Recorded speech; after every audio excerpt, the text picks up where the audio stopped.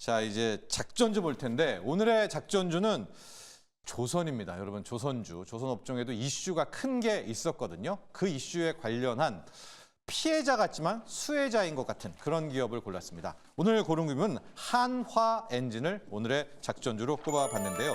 한화엔진, 이 시작은 엊그제 있었던 공정위의 결정부터 해야 될 것 같아요. HD 한국조선해양과 STX 중공업. 실은 이 STX 중공업을 놓고 뭐 한국조선해양, 한화엔진 한화오션 치열하게 경쟁을 했었는데 결과적으로는 이 한국조선해양 쪽으로 갔습니다. 조건부 승인입니다. 그래서 STX 중공업의 지분 35%를 취득하게 되고 결과적으로 그 밑에 단에 있는 크랭크샤프트 기업 있죠. 한국해양 크랭크샤프트라는 것까지도 함께 이제 한국조선해양의 품으로 갔다 이렇게 볼 수 있겠습니다. 한국조선해양은 일종의 지주사잖아요. 이제 그 밑에 HD 현대중공업, 미표조선 등등이 있는데 HD 현대중공업은 이미 국내에서 선박 엔진의 최강자 아니겠습니까? 근데 STX 중공업이 한 3위쯤 되거든요. 중소형 선박. 이 둘이 합치니까 어마어마한 최고의 선박 엔진 기업이 나왔는데 국내 엔진 시장의 점유율은 거의 70%가 넘고요. 글로벌로 봐도 40%의 선박 엔진을 이제 이 친구들 조선해양과 STX 중공업의 결합 기업이 갖게 된다.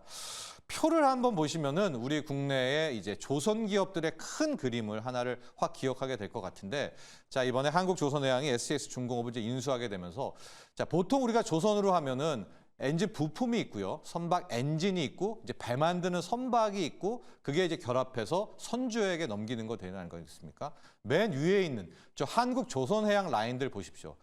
엔진 부품은 HD 현대중공업, 엔진도 현대중공업이죠. 배 만드는 게 중공업, 3호, 현대미포. 그러니까 완전히 이미 수직 계열화가 돼 있는 그런 상태고요. 그 밑에 단에 있는 한화오션도 먼저 좀 볼까요? 한화오션이 옛날 대우조선해양이었었고 엔진 기업이 없잖아요. 그래서 HSD 엔진이라는 걸 인수해서 한화엔진. 이제 두 개가 결합을 했는데 저 회사가 약간 부족한 게 저 라인이 크랭크샤프트로 대변되는 저 부품 쪽은 실제로 완성을 못해서 두산 에너빌리티한테도 받고 밑에 단 이번에 이제 조선해양으로 뺏긴 KMC에서 한국 샤프트에서도 크랭크 샤프트에서도 저거 받습니다. 그래서 이제 완성이 하는 거고 맨 밑에 단을 보시면은 이제 KM 크랭크 샤프트에서 부품 받아서 STX 중공업이 엔진을 하잖아요. 엔진. 그다음에 그걸 합친 것을 삼성 중공업에다 주면서 삼성 중공업에서 이제 배를 만드는데 삼성 중공업을 보면은 홀로 선박만 있죠. 지금 표에서. 엔진은 기존의 STX 중공업에서 받고요. 화살표 보시면은 한화 엔진에서도 엔진 받아왔고 HD 현대중공업에서도 엔진을 받아오면서 그냥 삼성중공업은 마지막 단 선박을 만드는 이제 그런 회사이기 때문에 우리가 항상 조선업 할 때는 저 맨 윗단의 라인들 조선해양 쪽 라인들을 높게 평가를 하는데 잘 보십시오. 지금 색이 똑같은 게 이번에 저 STX 중공업 라인까지도 먹게 되면서 그야말로 완벽한 기업이 됐다. 이렇게 볼 수가 있습니다. 이번에 인수에 성공한 STX 중공업은 뭐 디젤 엔진, 그다음에 듀얼 퓨얼이라고 하죠. DF 엔진, LNG, LPG 엔진 뭐 이런 거 중소형에서 다 잘합니다. 그렇기 때문에 이번에 엔진, 부품, 배까지로 완벽하게 이어지는 거의 수직 계열화의 완성이 되지 않았었습니까? 그래서 최대 효율의 M&A고요. 단 앞서 이제 공정위가 조건부 승인을 한 게 그 STX 중공업의 앞단에 있었던 회사 한국 크랭크샤프트 회사라는 거기에서 이 부품에서는 크랭크샤프트가 정말 필수품이거든요.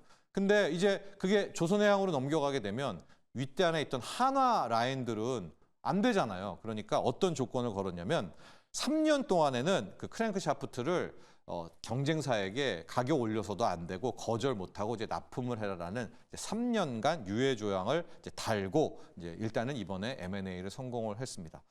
자, 이렇게 되니까 당장 뭐 시장에서 나오는 것은 한화 엔진, 이 한화 쪽 라인은 피해자다라고 이제 이야기들 많이 나오는데 저는 왜 오늘의 작전주로 원래 STX 중공업을 골라야 되잖아요. 이 한화 엔진을 골랐을까? 일단은 잘 보시면은 한화 엔진이 최대 피해자라고는 하지만은 3년 동안의 시간을 받았습니다. 그래서 3년간 저 앞단에 있었던 엔진 부품 관련한 것들을 이제 내재화해야 되는 그런 좀 이제 그 의무감 같은 거 숙제가 남아 있는데 저는 오히려 지금 2단계에서 특히 조선업 슈퍼사이클이라고 했을 때 STX 중공업보다는 한화 엔진 쪽에 초점을 맞추는 게 STX 중공업이라는 회사가요. 이제 2016년에 법정 관리 나고 사모펀드가 들어와 가지고 저렇게 키워 가지고 이번에 사모펀드가 이 조선해양한테 지분 일부 던진 거거든요. 근데 아직도 이 선박 사모펀드 지분이 한 10% 정도가 남아 있어요. 그러니까 주가가 오를수록 사모펀드의 이 종특이 있죠. 이제 물량이 나올 수가 있겠다. 오버행이 좀 나올 수가 있겠다는 우려 하나가 있고 또 이제 HD 현대 입장에서는 한국조선해양 입장에서는 STX 중공업 받았기 때문에 이제 판은 끝났잖아요. 자기들이 다 거의 완벽하게 독과점. 그러면 이제 유상증자 같은 걸로 또 한번 이 캐시를 또 끌어올릴 그런 좀 우려가 너무 트라우마 같기는 하지만 상존해서 저는 아예 이참에 비슷하잖아요. 친환경 선박, 그다음에 친환경 선박 엔진이라는 테마를 둔다면 한화 엔진 쪽에 오히려 같은 테마라면 초점을 맞추자라는 겁니다. 자, 2026년까지 이 슈퍼사이클입니다. 그 이유가 신조선가가 지금 계속 인상되고 있고 항상 말씀드리지만 이번에 나오는 조선업 슈퍼사이클의 핵심은 친환경입니다. 친환경. 친환경이 뭐냐? 이제 우리가 태양광 뭐 이런 거 풍력처럼 이 선박계에서도 탄소 중립으로 이제 가야 되는데 바로 선박은 못 갑니다. 그러니까 가장 좀 인정을 많이 해주는 게 선박 쪽이기는 합니다. 그럼에도 불구하고 지금 아직도 이 친환경이 매우 부족한 그런 상태인데, 자, 한화 이 엔진을 약간 좀 먼저 얘기를 짧게 설명해 드리면은 저 두 번째 표에 나와 있죠. 한화 엔진은 옛날 HSD 엔진이었습니다. 한화그룹이 대우조선해양을 인수하면서 한화오션이 됐죠. 그러고선 이제 엔진이 부족하니까 저 HSD 엔진을 인수를 하면서 한화오션, 한화엔진 이제 계열을 완성을 한 이제 그런 상황인데, 자 지금 보면은 이제 한화오션도 그렇지만 한화엔진도 실적들이 꽤 좋게 나오고 있습니다. 특히 2022년의 수주 물량이 빠르게 반영이 되면서 글쎄요, 뭐 진짜로 이번에도 뭐 1분기도 깜짝 실적이었지만 연내 실적은 다 좋을 것 같은데, 자, 친환경이라는 테마를 놓고 보면 지금 현재 선박의 절반 이상 60%는 이제 국제 해외사가 말하는 그 기준에를 못 미치고 있기 때문에 어떤 식으로든 지금 선박을 교체하든 아니면 엔진을 교체하든 아니면 한 70%로 저속으로 운행하든 뭐 여러 가지 해법밖에 없는데 그 중에선 역시 새롭게 친환경 선박으로 새로 수주한다거나 엔진을 이제 바꾸는 이제 그런 모양이기 때문에요. 지금 이 조선업계에서는 배도 중요하지만 이 친환경 엔진의 매력이 굉장히 커지고 있습니다. 특히 앞서 잠깐 언급했었던 이 DF 엔진이라는 거.